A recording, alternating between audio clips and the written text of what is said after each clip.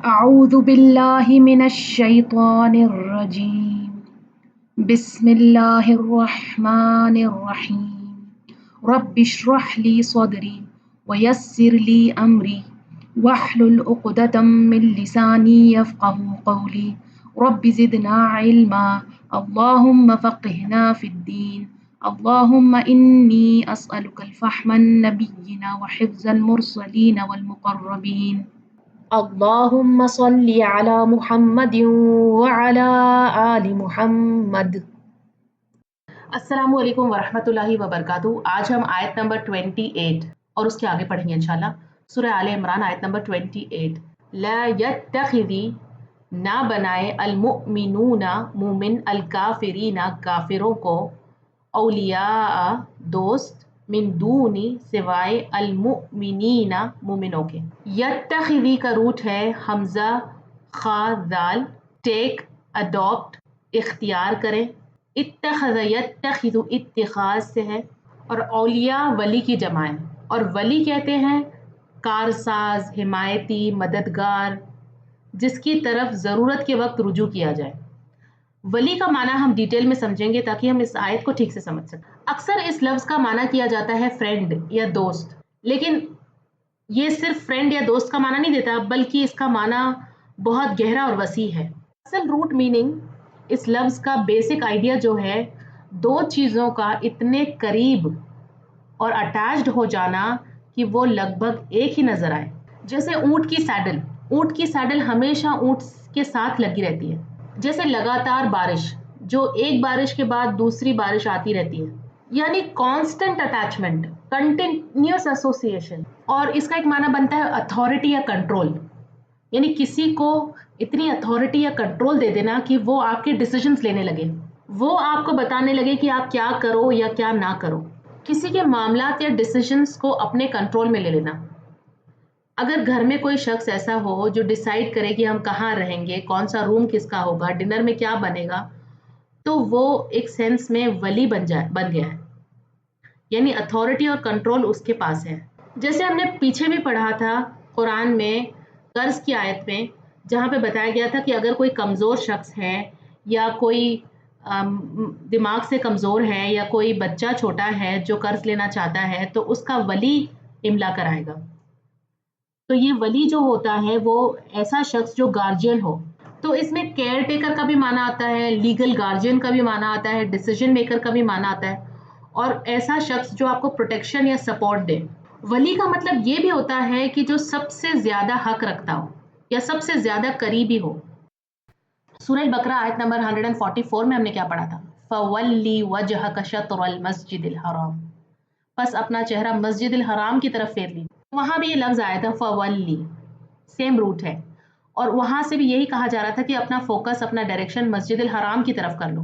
تو تولا سے مطلب یہ ہوتا ہے کہ ایک چیز سے منہ موڑ کر دوسری طرف رخ کر لینا، دوسری طرف اٹیچ ہو جانا۔ تو ولی یا اولیاء سے جو تمام معنی بنتے ہیں وہ کون سے ہیں؟ ایک تو یہ ہے کہ انسیپریبل بانڈ، جیسے میں نے آپ کو پیچھے بتایا، پھر اتھارٹی، کنٹرول، پھر گارجینشپ، پروٹیکشن، سپورٹ، یہ سارے معنی بنتے ہیں۔ اسٹرانگیسٹ لویلٹی۔ تو مومنوں سے یہاں پہ کہا جا رہا ہے کہ تم کافروں کو اپنا ولی نہ بناؤ، من دون المؤمنین، اور دونی کا ایک معنی ہوتا ہے مقابلے میں، یعنی مومنوں کے مقابلے میں تم کافروں کو اپنا گہرا دوست نہ بناؤ، اپنا ولی نہ بناؤ۔ مومنوں کو چھوڑ کر کافروں کو اپنا حمایتی، مددگار، کارساز نہ بناؤ۔ مکہ فتح ہونے سے پہلے حاطب بن ابی بطلح کا ایک واقعہ ہے۔ ہوا یہ کہ جب نبی صلی اللہ علیہ وسلم مکہ کی طرف روانگی کا ارادہ کر رہے تھے، تو حاطب بن ابی بطلح نے ایک عورت کے ذریعے قریش کو ایک خفیہ خط لکھا جس میں مکہ والوں کو اس خبر سے آگاہ کر دیا، اور ان کا مقصد اسلام سے یا رسول اللہ صلی اللہ علیہ وسلم سے غداری کرنا نہیں تھا، بلکہ ان کا مقصد یہ تھا کہ ان کے گھر والے، ان کے بیوی بچے مکہ میں تھے، اور وہ چاہتے تھے کہ میرے اس عمل سے قریش کے دل میں تھوڑی رحم دلی آ جائے، اور وہ میری بیوی بچوں کو نقصان نہ پہنچائے، یا میری بیوی بچوں کو اس وقت پروٹیکشن دے دیں۔ اللہ نے نبی صلی اللہ علیہ وسلم کو وحی کے ذریعے اس خط کی خبر دے دی۔ پھر نبی صلی اللہ علیہ وسلم نے حضرت علی رضی اللہ عنہ کو اور کچھ صحابہ کو بھیجا، اور انہوں نے اس عورت سے وہ خط حاصل کر لیا۔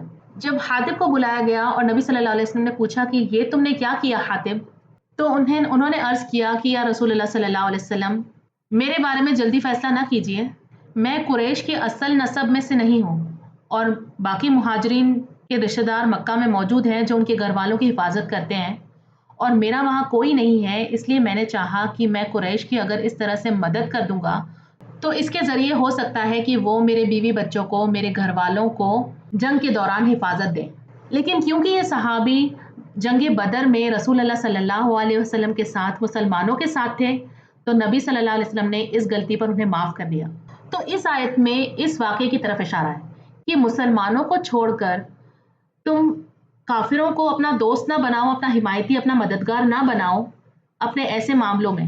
تو اب دیکھیں کہ اس وقت جنگ کے حالات بن رہے تھے، اور ایسے میں اگر کوئی شخص، کوئی مومن اگر کافروں سے مدد لے یا کافر کو اپنا بہت گہرا دوست سمجھے، یا اپنی پرانی دوستی یا پرانی لائلٹی کے حساب سے، یا پرانے کہ بھئی یہ تو میرا پرانا پڑوسی تھا اور میرا بہت ساتھ دیا ہے، تو اب میں اس سے مدد لے لیتا ہوں یا میں اس پر بھروسہ کر سکتا ہوں، تو جنگ کے ماحول میں ایسے معاملات میں آپ بھروسہ نہیں کر سکتے، کسی کو اپنا اتنا قریبی دوست نہیں سمجھ سکتے مومنوں کو چھوڑ کر۔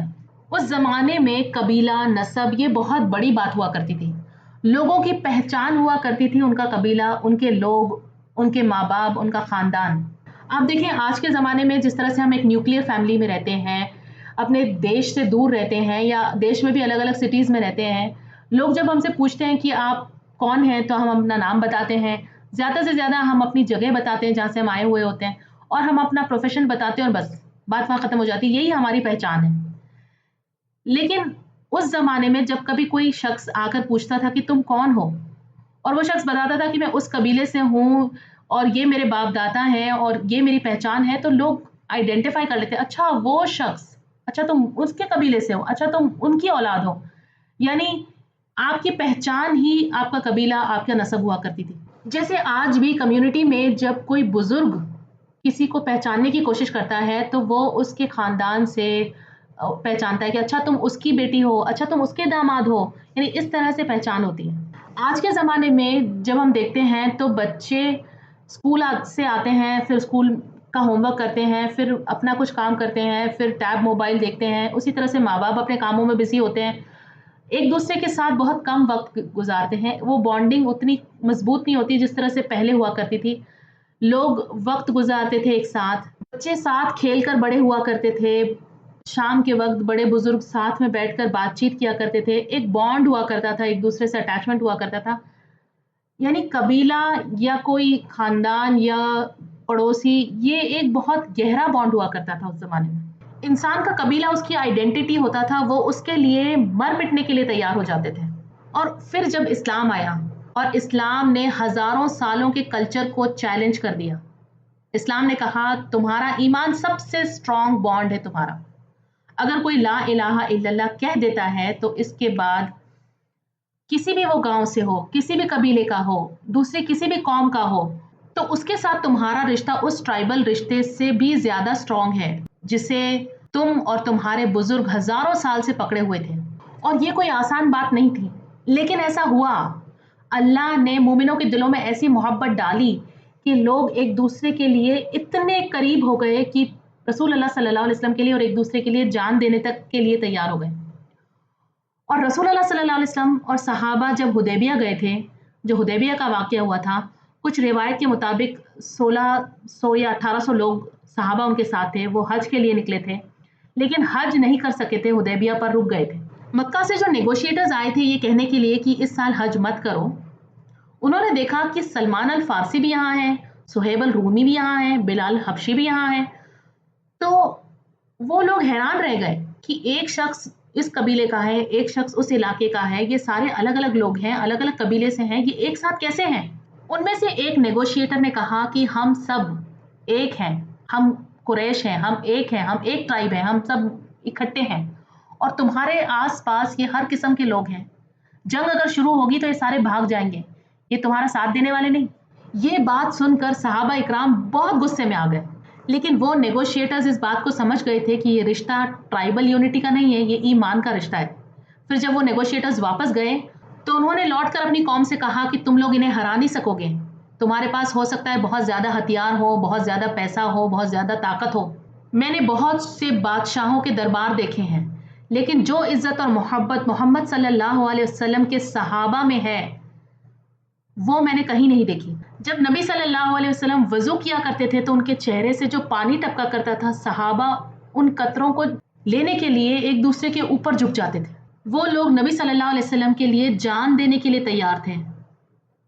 تو انہوں نے کہا کہ تم ان سے جنگ میں جیت نہیں سکو گے، اور یہ یاد رکھیں کہ صحابہ اکرام جب وہاں گئے تھے تو وہ جنگ کی تیاری کر کے نہیں گئے تھے، ان کے پاس تلواریں اور شیلڈز نہیں تھی، لیکن اس کے باوجود ان کے اندر جو ایمان اور محبت کا رشتہ ان لوگوں نے دیکھا تو وہ سمجھ گئے تھے کہ انہوں نے قبیلے اور نسب کی تمام دیواروں کو گرا دیا ہے۔ یہ سب کچھ یہاں پہ بتانے کا مقصد یہ تھا کہ اس زمانے کی سوچ کس طرح کی تھی، لوگوں کی سوچ، لوگوں کی بانڈنگ کس طرح کی تھی۔ ایک قبیلے کی لڑکی کی شادی دوسرے قبیلے کے لڑکے سے نہیں ہوا کرتی تھی، اور اگر ہوتی تھی تو اس کے پیچھے مقصد ہوا کرتا تھا کہ اب یہ دونوں قبیلے ساتھ ہو گئے ہیں، یہ دونوں قبیلے ایک دوسرے کے دوست ہو گئے ہیں، ایک دوسرے کے لائل ہو گئے ہیں، اب ایک دوسرے پر حملہ نہیں ہوگا، ہم رشتہ دار ہو چکے ہیں۔ تو جب یہ آیت یہاں پر یہ کہتی ہے لا يتخذ المؤمنین الکافرین اولیاء من دون المؤمنین، اس کا مطلب یہ صرف یہ نہیں ہے کہ کافروں کو اولیاء نہ بناؤ، دوست نہ بناؤ، بلکہ آگے کا جو لفظ ہے وہ بھی بہت امپورٹنٹ ہے، من دون المؤمنین، یہ بہت امپورٹنٹ ہے۔ بلیورز کے مقابلے میں یہ کانٹراسٹ کریٹ کیا گیا ہے کہ اب تمہاری لائلٹیز مومنوں کی طرف زیادہ ہے، ان کو پرائرٹی دینی ہوگی۔ اب کیونکہ تم نے اسلام کو قبول کر لیا ہے، اب تمہاری آئیڈینٹی بدل چکی ہے، اب تم ان سے الگ ہو چکے ہو، جن کے ساتھ تم بچپن میں کھیلا کرتے تھے، جن کے ساتھ تمہارا قبیلہ تھا، جو تمہارا سوشل سرکل تھا، اب ان سے زیادہ ترجیح، ان سے زیادہ امپورٹنس تمہیں مومنوں کو دینی ہوگی۔ یہ بات اس لیے کہی گئی کہ اگر کسی اور کو آپ اپنا حمایتی، اپنا مددگار، اور کسی اور کے ساتھ اپنی وفاداری نبھاؤ گے تو اس سے تمہارے دین کو بھی خطرہ ہے، تمہارے ایمان کے چلے جانے کا بھی اندیشہ ہے۔ وَمَن يَفْعَلْ، اور جو کوئی کرے گا، ذَلِکَ ایسا، فَلَيْسَ تو نہیں وہ، من اللہ اللہ سے، من شیء کسی چیز میں، تو وہ اللہ سے کچھ بھی نہیں کسی چیز میں، یعنی کہنے کا مطلب یہ ہے کہ اللہ اس سے بری و ذمہ ہے، یعنی اللہ اس سے راضی نہیں۔ دیکھیں یہ ایسا کیوں کہا گیا؟ کیونکہ اگر کوئی شخص جب کسی کو اپنا بہت قریبی دوست سمجھتا ہے، اس کے ساتھ سارا وقت بتاتا ہے، دن رات صبح شام اس کے ساتھ وقت بتاتا ہے، اس کے ساتھ کھاتا ہے، اس کے ساتھ اٹھتا بیٹھتا ہے، اس کو اپنے فیصلے کرنے کا اختیار دے دیتا ہے یا اسے اپنا مددگار سمجھتا ہے، تو ایسے میں اپنے دین کا چلے جانے کا بہت زیادہ خطرہ ہوتا ہے۔ اور ایسے دوست کو خوش کرنے کے لیے کئی بار انسان اپنے دین میں کمپرومائزز کرنے لگتا ہے۔ مان لیجئے اسے اگر مووی دیکھنے جانے کا من ہے اور آپ کہتے ہیں کہ یہ میری نماز کا وقت ہے، پھر آپ سوچتے ہیں کہ چھوڑو وہ برا مان جائے گا، چلو میں آ کے پڑھ لوں گا، یعنی دھیرے دھیرے آپ اس کے طریقے پر آنے لگتے ہیں۔ تو یہ دراصل ایمان کی حفاظت کرنے کے لیے کہا گیا ہے، اور جو کوئی کرے گا ایسا، یعنی مومن کو چھوڑ کر غیر مومن کو اپنا حافظ بنائے گا، مومن کے مقابلے میں کسی اور کو مددگار بنائے گا، حمایتی بنائے گا، تو پھر وہ اللہ کی حمایت سے باہر ہو جائے گا۔ اللہ مگر ان یہ کی تتقو تم بچو، منہم ان سے، تقاتا بچنا، مگر یہ کہ تم بچو ان سے بچنا۔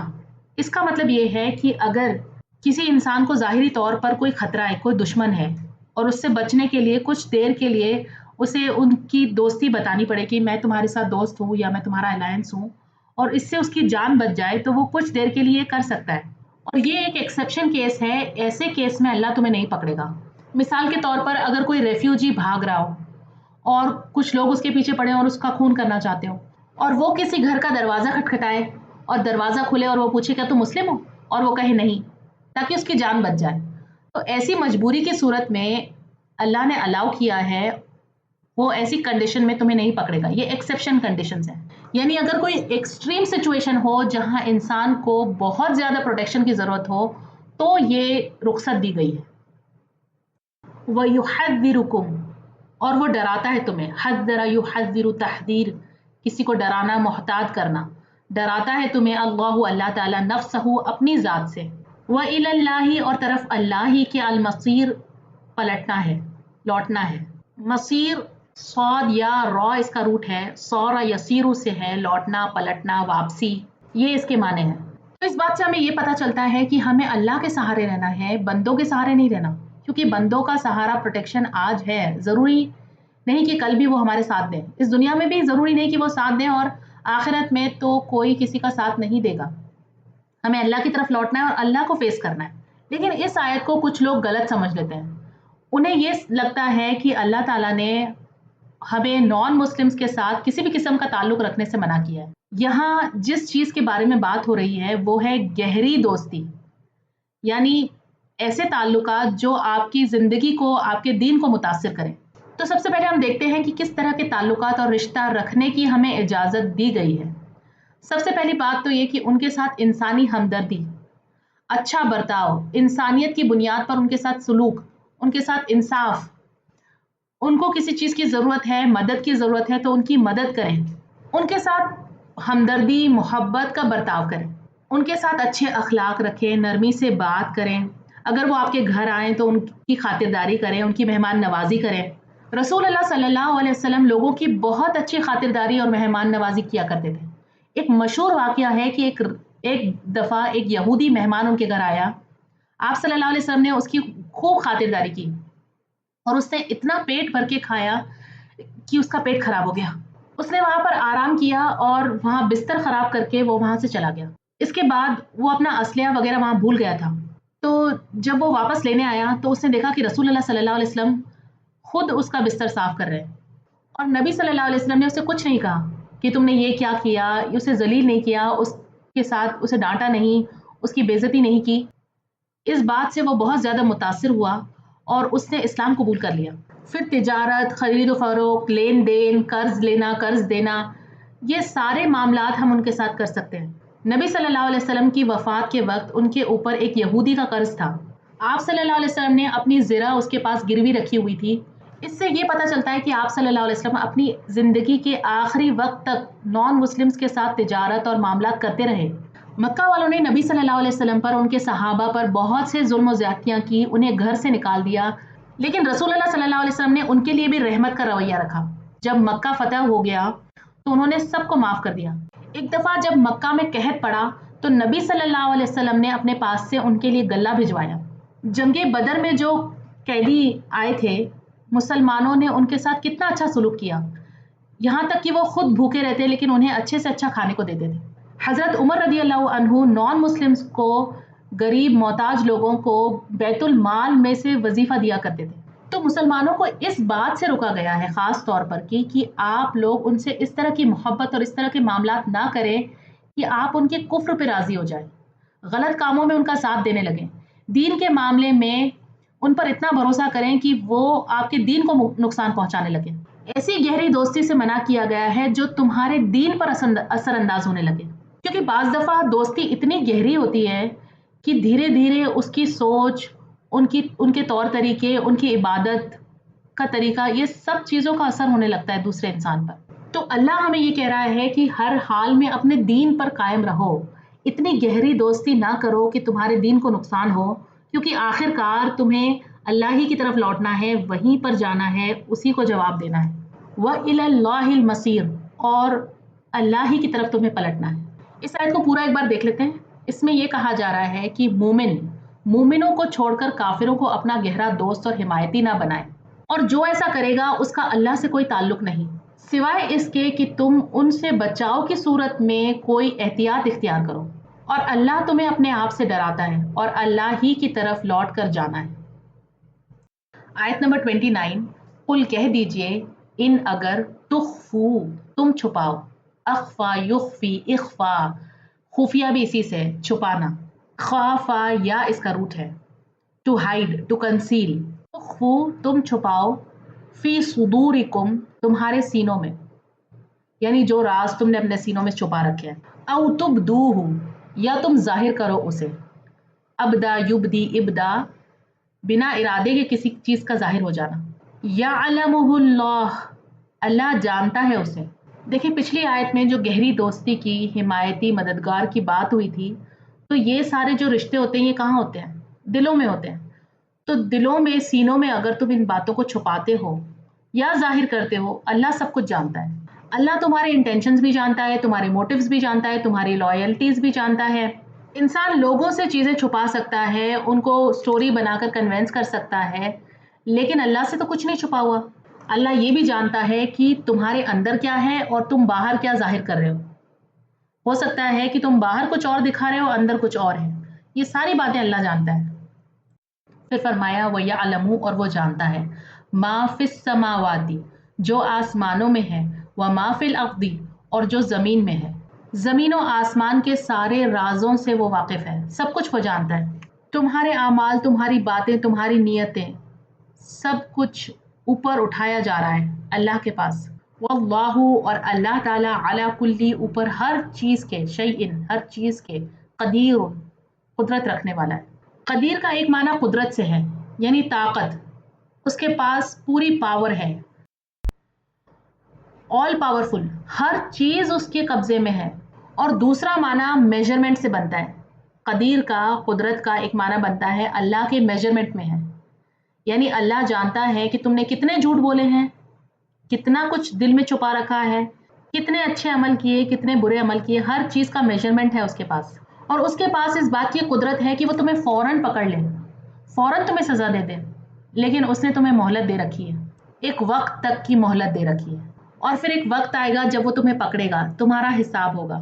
تو یہ جو وقت تمہیں دے رکھا ہے وہ بھی اس کی قدرت اور اس کے میجرمنٹ کا حصہ ہے۔ تو اللہ سبحانہ تعالیٰ فرماتا ہے کہ تم چھپاؤ یا دکھاؤ، میں سب کچھ جانتا ہوں۔ میں تو آسمانوں اور زمینوں کے راز بھی جانتا ہوں، اور سب کچھ پوری طرح سے میرے کنٹرول میں ہے۔ اور غور کریے کہ یہاں پہ بھی یہ آیت قل سے شروع ہو رہی ہے۔ رسول اللہ صلی اللہ علیہ وسلم سے کہا جا رہا ہے کہ آپ کہہ دیجئے، اگر تم اپنے سینوں میں کوئی بات چھپاتے ہو یا اسے ظاہر کرتے ہو، اللہ اسے جانتا ہے، اور جو کچھ آسمانوں میں ہے اور جو کچھ زمین میں ہے سب کو جانتا ہے، اور اللہ ہر چیز پر پوری قدرت رکھنے والا ہے۔ آیت نمبر 30، یوما، جس دن، تجدو، پالے گا، کلو، ہر، نفس، نفس، ما، جو، عملت، اس نے عمل کیے، من خیر، نیکی میں سے، محضرن، حاضر کیے ہوئے۔ اس دن ہر شخص اپنے ہر نیک عمل کو اپنے سامنے موجود پائے گا، چھوٹا ہو یا بڑا، کسی بھی قسم کی نیکی اس کے سامنے ہوگی۔ وما، اور جو، عملت، اس نے عمل کیے، من سوء، برائی میں سے، بری چیزیں، برے عمل بھی اس کے سامنے ہوں گے۔ اللہ تمہارے سارے اعمال کو جانتا ہے، چھوٹی سے چھوٹی نیکی اور چھوٹی سے چھوٹی برائی تک۔ اور انٹرسٹنگ بات یہ ہے کہ کئی بار ہمیں ہماری نیکیاں معمولی لگتی ہیں، خود یاد بھی نہیں رہتی۔ آپ دیکھیں، کیونکہ نبی صلی اللہ علیہ وسلم فرماتے ہیں کہ جب انسان مسکراتا ہے تو وہ بھی اس کے لیے صدقہ لکھا جاتا ہے۔ تو ہم نے جب کسی کی طرف دیکھ کر مسکرایا تو فرشتوں نے اسے بھی لکھا ہے ہمارے نامہ اعمال میں، جو ہمیں خود بھی یاد نہیں ہوگا۔ لیکن یہ ساری چیزیں اللہ کے یہاں ریکارڈ رکھا جا رہا ہے، اور پھر ہمارے سامنے لا کر کھڑا کر دیا جائے گا ان نیکیوں کو، ان اعمالوں کو، ہماری برائیوں کو۔ اچھا، آپ دیکھیں، آپ ایک شہر میں رہتے ہیں اور وہاں پر ایک انجان شخص، ایک نیا مسلمان وہاں پر سیٹل ہوتا ہے آپ کے پاس میں، پڑوس میں، اور آپ اس سے ملتے ہیں، آپ اسے سلام کرتے ہیں، پھر آپ اسے کہتے ہیں کہ بس تھوڑی ہی دور پر ایک مسجد ہے۔ یہ چھوٹی سی نیکی جو آپ نے کی، آپ نے اسے مسجد کا رستہ بتایا۔ اب آپ جس وقت سو رہے ہوتے ہیں اور اس کے گھر والے اور وہ جب نماز پڑھنے جا رہے ہوتے ہیں، تو آپ کے اکاؤنٹ میں بھی اس کے لیے ایک نیکی اور ایک ریوارڈ لکھا جا رہا ہوتا ہے۔ تو یہ اللہ کی رحمت ہے۔ ہمیں نہیں معلوم ہماری نامہ اعمال میں کتنی نیکیاں ہیں اور کتنے ہمارے گناہ ہیں۔ یہاں فرمایا من خیرن، کسی بھی قسم کی کوئی بھی نیکی، چاہے ہمیں یاد ہو یا نہ ہو، اس دن ہمارے سامنے ہوگی۔ اور یہ بھی یاد رکھیں کہ کئی بار انسان کچھ ظاہری طور پر عمل کرتا ہے، نیک عمل ہوتے ہیں، لیکن اس کی نیت اس کے پیچھے بری ہوتی ہے۔ اور کئی بار کچھ اعمال سامنے سے برے لگ رہے ہوتے ہیں، لیکن اس کے پیچھے انسان کی نیت بہت اچھی ہوتی ہے۔ تو اللہ جب اعمال سامنے لائے گا تو یہ نہیں کہ صرف آپ کی ایکشنز آپ کے سامنے آئیں گے، بلکہ اس کے پیچھے جو آپ کی نیتیں تھیں، آپ کے ہڈن انٹینشنز تھے، وہ بھی آپ کے سامنے ہوں گے، دل کے چھپے ہوئے راز بھی آپ کے سامنے ہوں گے۔ آگے فرمایا تودو، وہ چاہے گا، وہ شخص چاہے گا، لو کاش، انا، بے شک، بینہا، درمیان اس کے، و بینہو، اور اس کی برائیوں کے، درمیان اس کی برائیوں کے، امدن، فاصلہ ہوتا، بعیدن دور کا. حضر کا معنی ایک ہوتا ہے کہ نیکیوں کا اور برائیوں کا اس کی طرف تیزی سے آنا اور اس کی طرف آ کر چپک جانا. تو انسان چاہے گا کہ اس کی برائیاں اس سے دور ہو جائیں، اس کے درمیان اور اس کی برائیوں کے درمیان بہت دوری ہو. وہ اس کی برائیوں سے دور رہنے کی کوشش کرے گا، برے اعمال سے چھٹکارا پانے کی کوشش کرے گا. اور اسی لیے ہمیں ایک دعا بھی سکھائی گئی ہے، اللہم باعد بینی و بین خطایای کما باعدت بین المشرق والمغرب. تو اس دعا میں ہم اللہ سبحانہ تعالیٰ سے کہتے ہیں کہ ہماری برائیوں کو، ہماری کوتاہیوں کو، ہماری برے اعمال کو ہم سے دور کر دے. اتنی دوری ہمارے درمیان پیدا کر دے، ہمارے اور ہمارے گناہوں کے درمیان کی جتنی کی مشرق اور مغرب میں دوری ہے. انسان کے نامہ اعمال میں اس کے برے اعمال اور اس کے نیک اعمال سارے درج ہوں گے، اور وہ اپنے نیک اعمال کو دیکھ کر خوش ہوگا لیکن برے اعمال سے دور ہونے کی کوشش کرے گا. سورہ کہف میں آتا ہے کہ انسان اپنے نامہ اعمال کو دیکھ کے کہے گا کہ یہ کیسی کتاب ہے، یہ کیا ہے، اس میں کوئی چھوٹی بات بھی نہیں چھوڑی ہوئی ہے، کوئی بڑی بات بھی نہیں چھوڑی ہے، سب کچھ ریکارڈ کر لیا گیا ہے. اور ایک بہت انٹرسٹنگ بات یہاں پہ یہ ہے کہ اس آیت میں اس بات کا سنگولر اور پلورل دونوں میننگ لیا جا سکتا ہے. یعنی ایک انسان اپنے تمنا کرے گا کہ اس کی ہر بری ڈیڈ سے، ہر بری اعمال سے اس کے بیچ میں فاصلہ ہو جائے، وہ دور بھاگے گا. اور دوسرا میننگ یہ ہے کہ صرف ایک برے اعمال سے بھی وہ اتنا ڈرا ہوا ہوگا کہ وہ اس سے بھی دور بھاگنا چاہے گا. اور یہ جو لفظ ہے آمدن، اس میں وقت کا معنی بھی آتا ہے. یعنی ایک جو فاصلہ ہوتا ہے وہ تو دوری یا ڈسٹینس کا ہوتا ہے، اور ایک فاصلہ وقت کا ہوتا ہے. کئی بار ڈسٹینس کو وقت کے لحاظ سے بھی ناپا جاتا ہے. جیسے کئی بار ہم کہتے ہیں کہ ان دو شہر کے بیچ میں کتنی دوری ہے، 5 گھنٹے کی دوری ہے. یعنی کار سے اگر آپ جاؤ تو 5 گھنٹے لگیں گے. تو اس طرح سے، اور پرانے زمانے میں وقت کے حساب سے ہی دوری میجر کی جاتی تھی. آج بھی اگر کبھی کہا جائے تو ہم کہتے ہیں کہ 5 گھنٹے کی فلائٹ ہے. ہم یہ نہیں کہتے کہ اتنے کلومیٹرز اور اتنے مائلز دور ہے یہ جگہ ہماری جگہ سے. تو اس بات سے یہاں پہ یہ معنی بھی بنتا ہے کہ انسان سوچے گا کہ کاش میرے اور میرے گناہوں کے بیچ میں لمبی مدت کی دوری ہوتی. وَيَحْذِرُكُمْ، اور ڈراتا ہے تمہیں، اللہ تعالیٰ، نفسہ، اپنی ذات سے. تو یہاں کہا جا رہا ہے کہ اللہ ڈراتا ہے تمہیں کس بات سے؟ کہ وہ تمہارے دلوں کے راز بھی جانتا ہے، اور تمہارے ہر چھوٹے اور بڑے اعمال کو نامہ اعمال میں لکھا جا رہا ہے اور تمہارے سامنے لایا جائے گا قیامت کے دن. اور تم چاہو گے کہ تمہاری برائیوں سے تمہاری بہت زیادہ دوری ہو. اور پیچھے یہ بھی کہا کہ اللہ ہر چیز پر قدرت رکھتا ہے، یہ ساری چیزیں پاسبل ہے، یہ ہو کر رہے گی. تو پھر اللہ سے ڈرتے رہو، نیک اعمال کرتے رہو، دین پر جمے رہو، اسلام پر جمے رہو، اور برائیوں سے بچتے رہو. اور پھر آگے فرمایا واللہ، اور اللہ تعالیٰ، رعوف، بہت شفیق ہے، بالعباد، بندوں پر. پہلے ڈرنے کی بات کہی لیکن پھر تسلی دی، کہا بہت شفیق ہے، بہت مہربان ہے. رعوف کے اندر کیا معنی آتا ہے؟ رعوف کے اندر رحمت کا معنی بھی آتا ہے، کمپیشنیٹ، کیئرنگ، لونگ، یہ سارے معنی آتے ہیں. لیکن یہ لفظ رعوف محبت اور کیئر سے بھی ایک قدم آگے ہے. اس میں لگاتار نرمی، سافٹنس، اس کا معنی بھی آتا ہے. اور اللہ کے یہ نام میں ایک اور بہت گہرا معنی بھی ہے. آپ دیکھیں جب کوئی شخص غلطی کرتا ہے تو وہ اپنا پوائنٹ آف ویو سمجھانے کی کوشش کرتا ہے.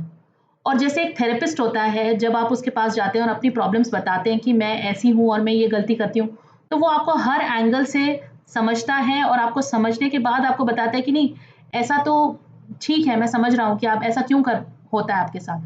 یعنی آپ کی فیلنگس کو وہ محسوس کرتا ہے، آپ کے ہر اینگل سے بات کو سمجھتا ہے. تو جب آپ کو کوئی سمجھتا نہیں ہے تو وہ ترنت ججمنٹ پاس کر دیتا ہے کہ آپ تو ایسے اور ویسے ہو. پھر آپ اسے سمجھانے کی کوشش کرتے ہو کہ آپ کو نہیں پتا میں کس طرح سے محسوس کر رہا تھا، اس وقت کیسا ماحول تھا، اس وقت میں کس چیز سے گزر رہا تھا جب میں نے یہ کام کیا، آپ کے سارے ایموشنز. اور تو اللہ سبحانہ تعالیٰ یہاں پر کہہ رہے ہیں کہ وہ آپ رعوف میں یہ بات شامل ہے کہ محبت، نرمی اور کیئر کے ساتھ ساتھ آپ کے ایموشنز کو بھی وہ سمجھتا ہے. وہ جانتا ہے کہ آپ کس حالات سے گزر رہے تھے، آپ کا کیا ایکسپیرئنس تھا، جو کچھ باقی لوگوں سے چھپا ہوا ہے، دل کے ایموشنز وغیرہ، وہ سب کچھ بھی اللہ جانتا ہے. اور پھر وہ اس کے ساتھ محبت اور نرمی اور رحمت کے ساتھ معاملہ کرتا ہے. اور یہاں فرمایا بالعباد، بندوں پر. یہ لفظ بھی بہت زیادہ محبت کا اظہار کر رہا ہے. تو اللہ اپنے بندوں کے ساتھ بہت رعوف ہے، بہت شفیق ہے.